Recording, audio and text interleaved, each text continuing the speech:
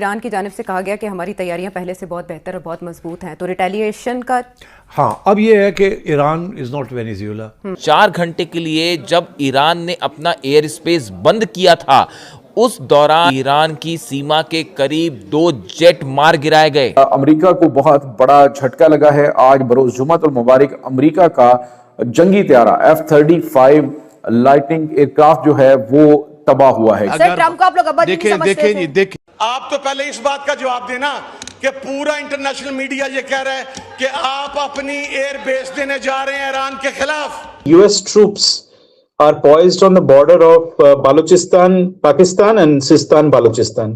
Sistan, Balochistan Iran में है, Balochistan Pakistan obviously Pakistan में है। उन्होंने जो वीजाज सस्पेंड किए हैं वो पाकिस्तान के किए हैं, भारत के नहीं किए हैं। तो इसी से आप समझ जाइए कि अमेरिका कितना पाकिस्तान का साथ दे रहा है। अमरीकी मीडिया ये दावा कर रहा है कि सदर डोनाल्ड ट्रंप ईरान के साथ एक तवील जंग के बजाय एक मुख्तसर मगर फैसला कुन जंग चाहते हैं, जबकि दूसरी तरफ आलमी बरादरी ट्रंप को इस हवाले से मुसलसल खबरदार कर रही है। जिस वक्त मेरे ख्याल है अभी ईरान के ऊपर जो अटैक की बात की जा रही है, अगर उसमें पाकिस्तान ने साथ ना दिया तो सभी के वीजा बंद हो जाएंगे।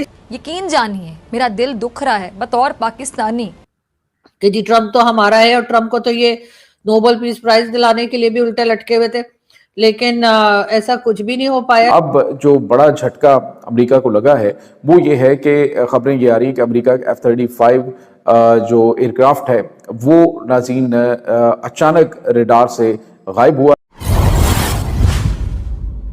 दोस्तों, मध्य पूर्व में हालात एक बार फिर बेहद संवेदनशील मोड़ पर खड़े दिखाई दे रहे हैं। हालिया बयानों और बढ़ती सैन्य गतिविधियों के बीच कई देशों की रणनीति बदलती नजर आ रही है। रिपोर्ट्स के अनुसार अमेरिका अपने कुछ अहम सैन्य ठिकानों से कर्मचारियों और सैनिकों की तैनाती को सीमित कर रहा है, जिसे सुरक्षा एहतियात के तौर पर देखा जा रहा है।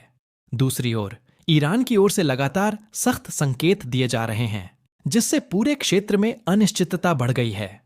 कूटनीतिक दबाव, आंतरिक चुनौतियां और अंतरराष्ट्रीय राजनीति, ये सभी मिलकर आने वाले समय को बेहद अहम बना रहे हैं।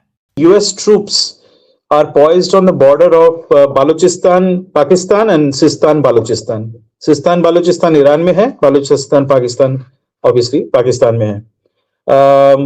क्या तादाद है, कितने लोग हैं, किस टाइप के ट्रूप्स हैं, फोर्सेस हैं, ये सब अभी पता नहीं है, but one can safely assume there will be special forces, there will be airlift, there'll be combat aircraft which obviously will probably fly from USS Abraham Lincoln, जो उनका Gerald Ford class सबसे बड़ा सुपर कैरियर है, and obviously they also have a drone force in a base within the Kalat region.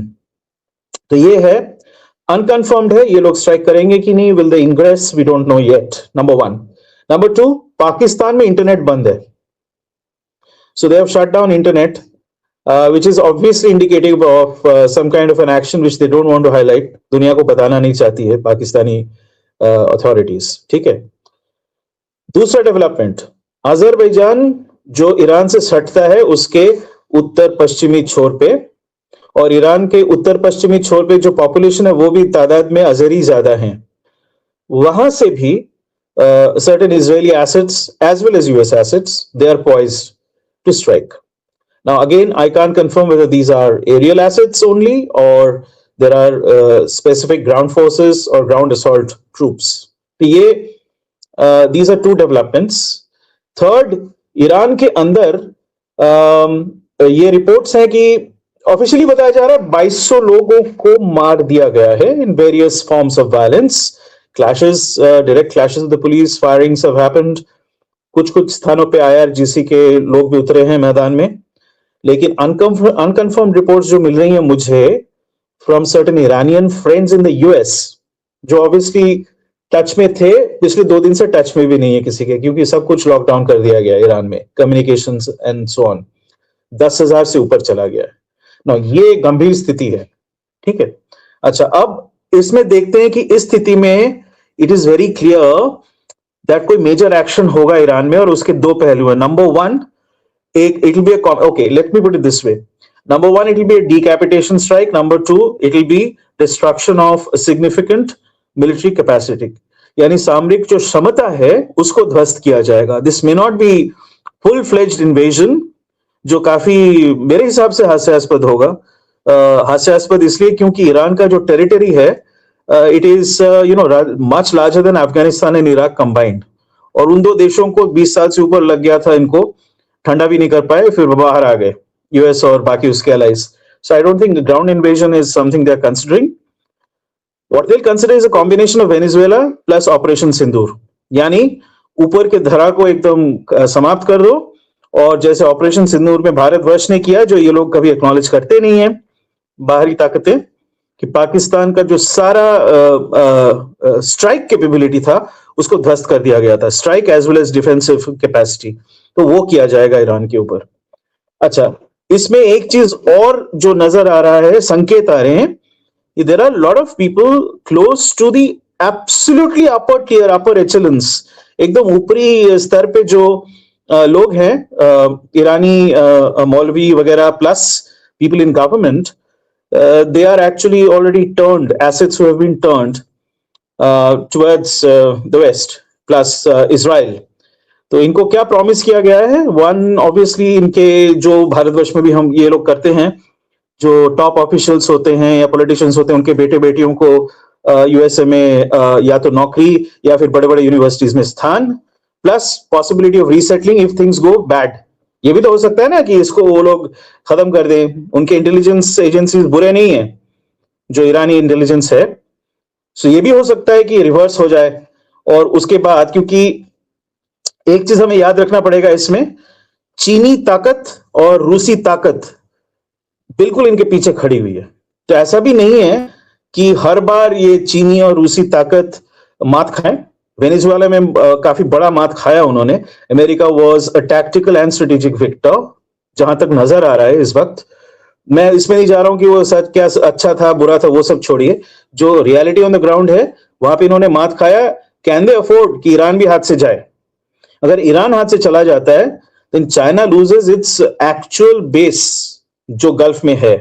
China has okay relationship with the GCC, but the GCC, जैसा मैं कई बार कह चुका हूं, reality it's firmly aligned with US, प्रत्यक्ष रूप में, और परोक्ष रूप में इजराइल के साथ उनका अलाइनमेंट है। तो वहां पे चीनी लोग अच्छा रिलेशनशिप रख के भी ज्यादा कुछ कर नहीं सकते, and for them obviously gulf पे अपना स्टेक रखना बहुत इंपॉर्टेंट, तो ये हाथ से जाने नहीं देंगे। अगर हम मौजूदा हालात को गहराई से समझें तो यह साफ हो जाता है कि यह सिर्फ दो देशों के बीच का तनाव नहीं है, बल्कि पूरे मध्य पूर्व की स्थिरता इससे जुड़ी हुई है। हाल के हफ्तों में ईरान को एक साथ कई स्तरों पर दबाव का सामना करना पड़ा है। एक ओर देश के अंदर चल रहे विरोध प्रदर्शन, और दूसरी ओर बाहरी ताकतों की सैन्य और राजनीतिक चेतावनियां। ऐसे माहौल में किसी भी गलत कदम का असर केवल सीमाओं तक सीमित नहीं रहेगा। अमेरिका द्वारा अपने कर्मियों की तैनाती को घटाना सीधे तौर पर यह संकेत देता है कि स्थिति को हल्के में नहीं लिया जा रहा। वहीं क्षेत्रीय देशों की भूमिका भी बेहद अहम हो गई है, क्योंकि वे न केवल रणनीतिक साझेदार हैं, बल्कि संभावित संघर्ष की सीधी चपेट में भी आ सकते हैं। कूटनीति के स्तर पर बातचीत के रास्ते खुले होने की बात जरूर कही जा रही है, लेकिन जमीनी हकीकत यह है कि भरोसे की कमी लगातार बढ़ रही है। इतिहास गवाह है कि जब इस क्षेत्र में तनाव बढ़ता है तो उसका असर वैश्विक अर्थव्यवस्था, तेल बाजार और अंतर्राष्ट्रीय सुरक्षा पर भी पड़ता है। यही कारण है कि दुनिया की नजरें इस पूरे घटनाक्रम पर टिकी हुई हैं। आने वाले दिनों में यह देखना बेहद जरूरी होगा कि क्या बातचीत और समझौते से हालात संभाले जाते हैं, या फिर बयानबाजी और शक्ति प्रदर्शन स्थिति को और जटिल बना देते हैं। ऐसे समय में सटीक जानकारी, संतुलित विश्लेषण और अफवाहों से दूरी रखना हम सभी की जिम्मेदारी बन जाती है।